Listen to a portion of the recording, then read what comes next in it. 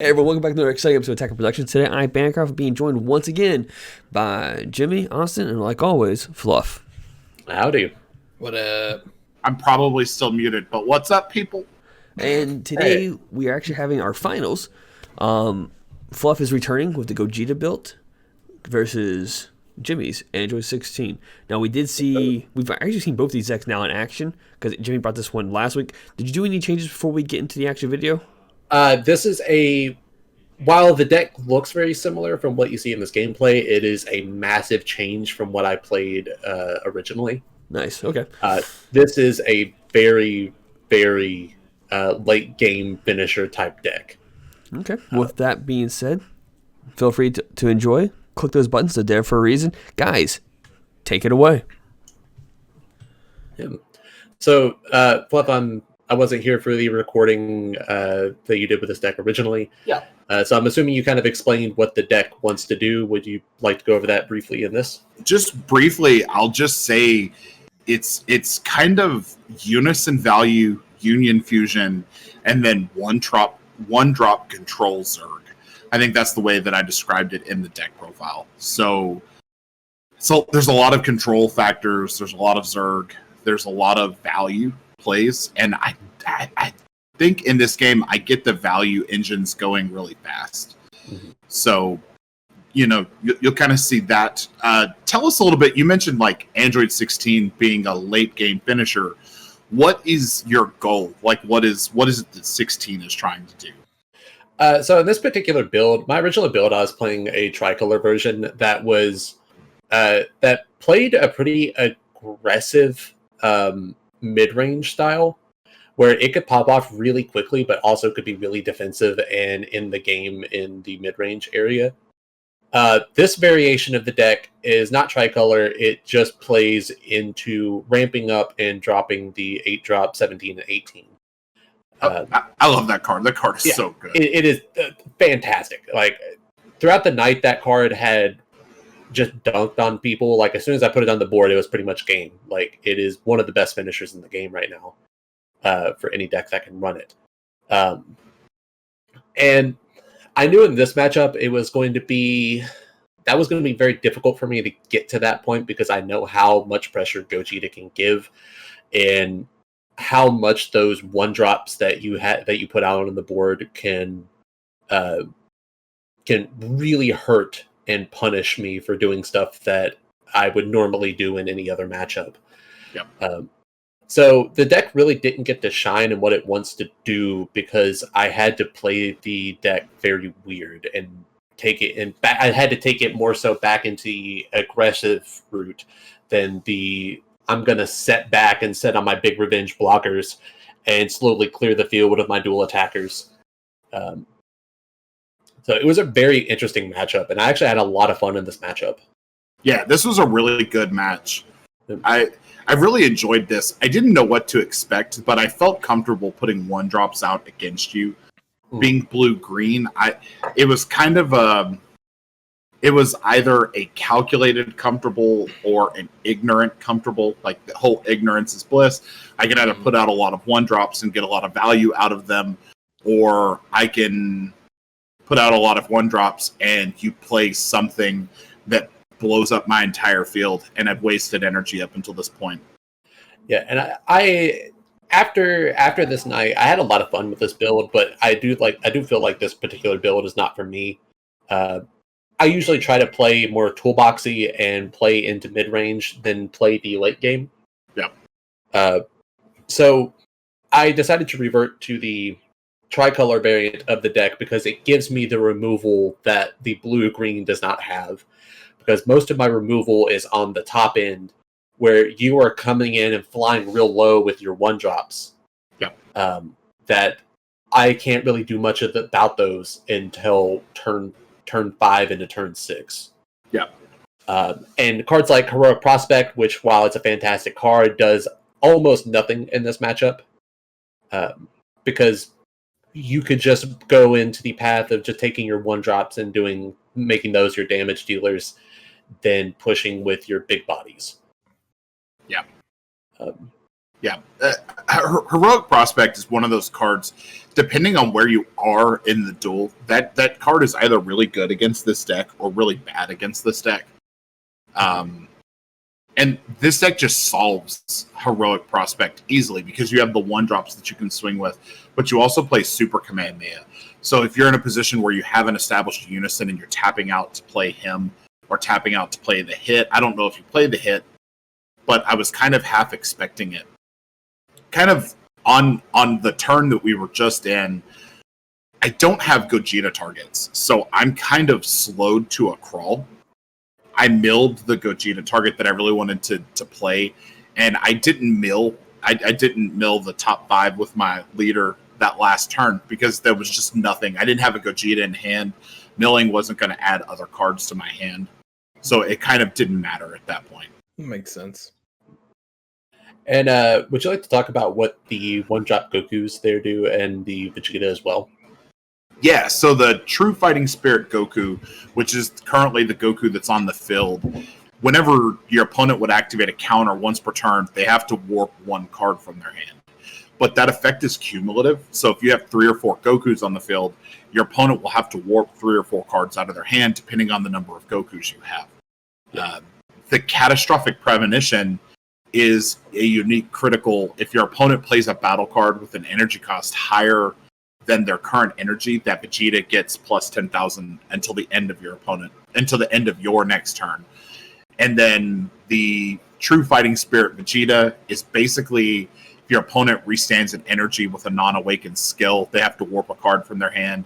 And then the Goku is a double strike that if your opponent adds a card from their hand using a non-leader skill, i.e. super combo, then it gains 10,000 until the end of your next turn, but he's also a double strike.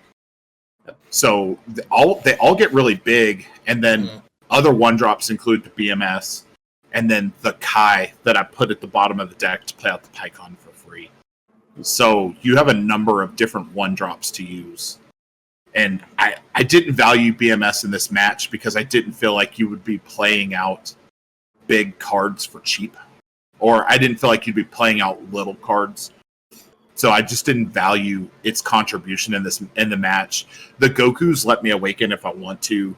The Vegetas are going to provide pressure. So I felt pretty comfortable charging that BMS. And so I ended up dropping the Energy Amplification 16 on that last turn for my leader effect. Yeah. Because I didn't ever want to tap out against this deck. Yeah. So that was part. It made a majority of the cards in my deck dead in this particular matchup, due to the lack of wanting to tap out. Because I knew if I tapped out, you could just go for the throat in the game so quickly. Yeah. This deck can get really aggressive really fast, and it can pivot from that, from that slow-paced crawl to just going all in. I do finally get a Union Fusion out here. Mm-hmm. So I do finally get to start playing the game on my terms. And this Gogeta is insane. In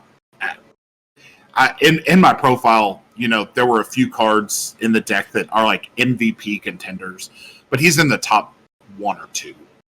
Like him and the Supreme Kai of Time are like the 2 playmakers of the deck. I would agree with that. Yeah. People really kind of put a whole lot on the double striker, as like the like that helps like the end games and stuff, but I really feel like that is the bread and butter card right there, that Gogeta that really helps you get everything where you want it to be. Like, because if you don't see it and you can't play it, it really messes your game up. It absolutely messes the game up. And the double striker Gogeta is good. It's got a hefty price tag on it right now, but it is really a throwaway type of card for me.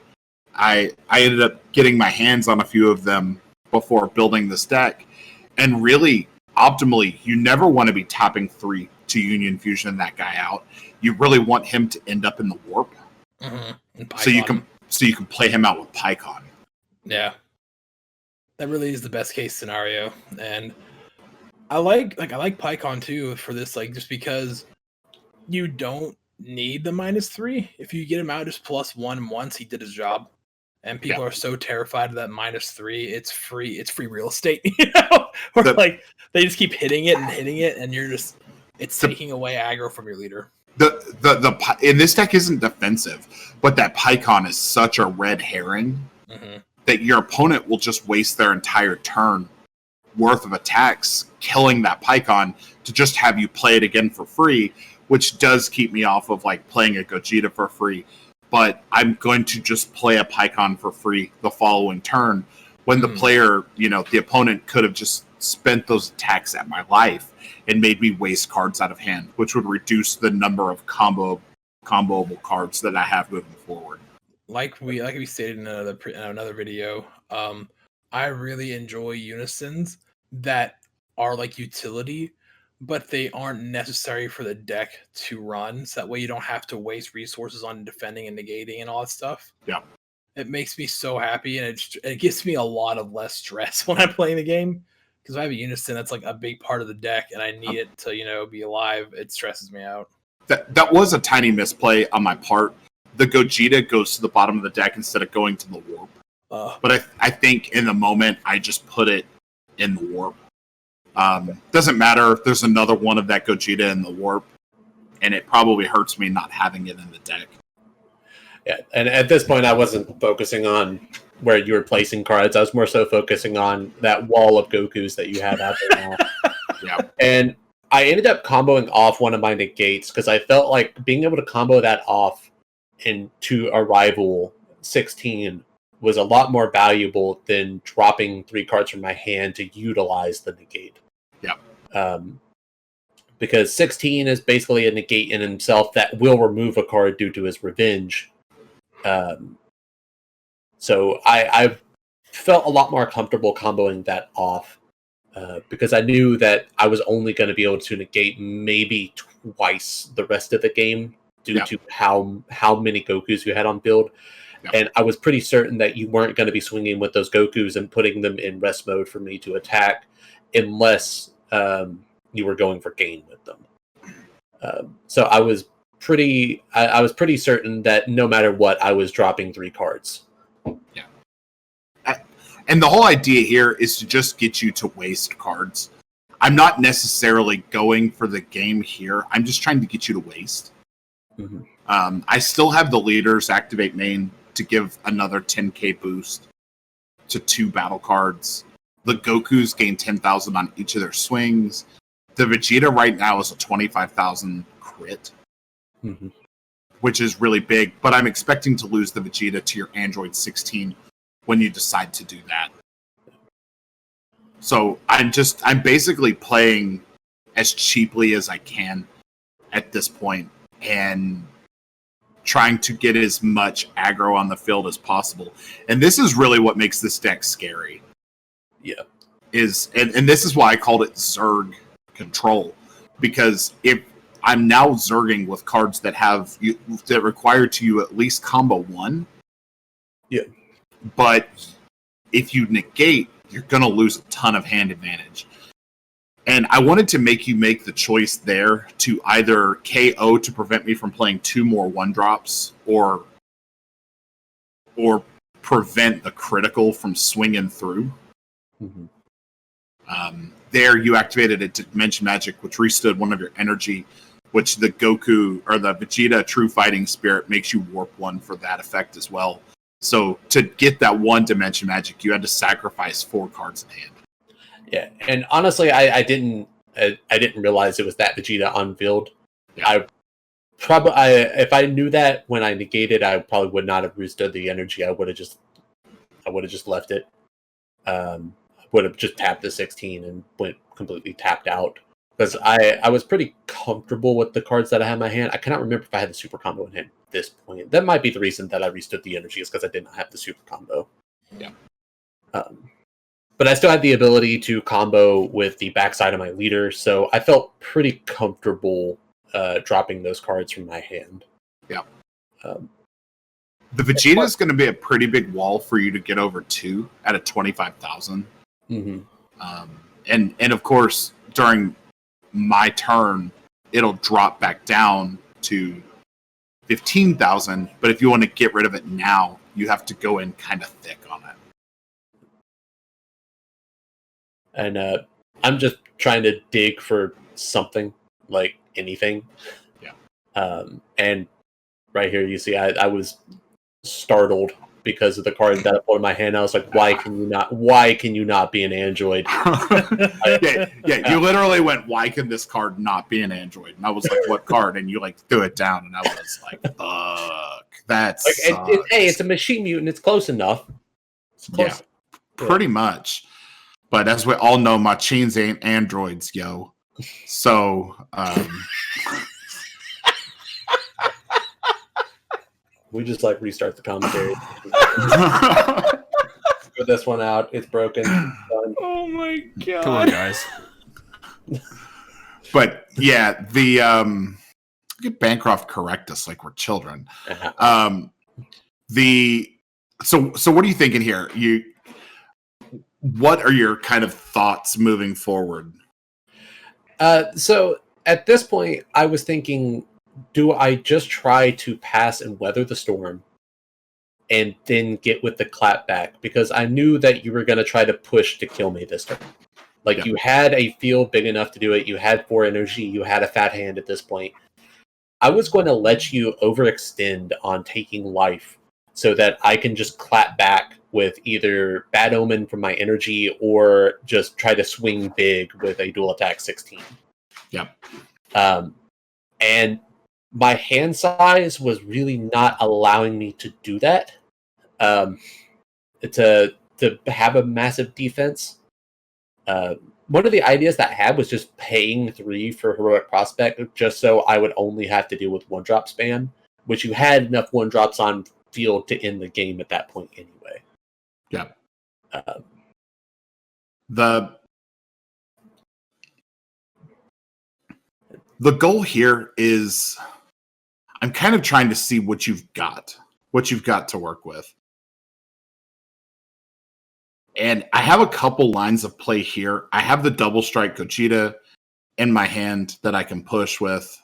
I have the ability to -3 on the Pycon, which is going to let me warp off to get rid of one of your few combo pieces. I have the ability... At this point, I was so glad that you played that and hit the 18 with it, because I was so scared of that coming out after our rival out of 16. Yeah. So, like, gears started turning in my head once you played that, and I was like, okay, I don't have to worry about that for right now, at least. I don't have to worry about getting -3 and having my 16 popped. Well, that blocker Gogeta only hits a 4 or less, so wouldn't have been able to hit. Yeah, the one that's coming out for the set 13 promo pack will be able to hit the 16 as long as it doesn't have barrier. That's right. So here, I'm just trying to make you additionally waste resources. I can't remember if I decide to tap 4 and Masked King, which I do. And so this is going to either force you to hit a negate, which you will crit a life, which will leave me open a crit on the Vegeta with 3 Gokus to swing with. Or I'm going to swing Triple Strike. You won't negate, and I'll combo all in. Yeah. So I had 2 negates in hand. I comboed off the 17 because I knew it was going to get warped anyway if I decided to negate. And I was going to die to that swing whether or not I if I didn't negate, I was dying. Like, I couldn't get out of it. So that was probably a good play just to get that 1 card out of my hand. And then you still just had a full board to swing at me with the 0 cards in hand. Yeah. And I know at this point it's pretty much game because I've got crit. So this will deal damage. You don't have a way to combo out. And then you surprise the heck out of me. Yep. Oh, yeah, the leader ability. Yep. Which lets you then rival a blocker revenge. And I was like, oh, that was good. That was really good. That's why I like this deck a lot, because of that one interaction right there you can do. And then I forgot that that Vegeta gains power when I play a battle card with an energy cost greater than your current energy. So the combo saved you, and then the Vegeta got the boost. The Goku is swinging. I didn't call auto. Jimmy comboed, and I was like, okay, I'm not going to activate auto. And then Jimmy was like, you got to call the auto. I was like, yeah, I didn't call the auto. Like, we're good. Yeah, I knew I lost at this point, so I was just trying to like frustrate stuff. I was just like, well, bro, you got to call the auto before blocker because turn player autos go first. So you call him the auto? And I was like, well, I'm not going to block. And you're like, all right, fuck it, I'll just combo. Yeah, and then I was like, I'll just combo too and kill. Like, I'm okay. The leader skill kind of clutched and would have almost saved the game had I got really overzealous on a swing earlier and comboed harder. Mm-hmm. And not had the available Gokus to swing with. Like, had I not played reservatively, I could have been in a really bad position there. Because that was my hand, was just 2 power bursts and then 2 Gogetas, which were dead, essentially, at this point.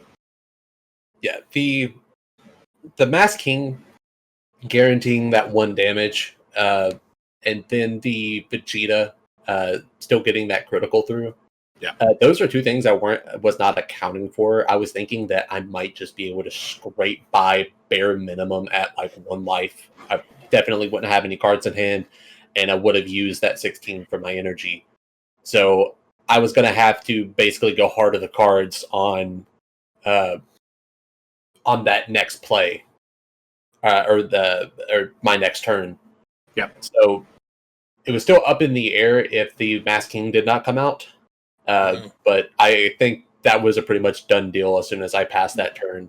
I really like the Mass King in this deck because you only play the 1 copy. You ultimately probably want to mill it off the top of your deck into the warp and then add it back with the SS4 Goku later.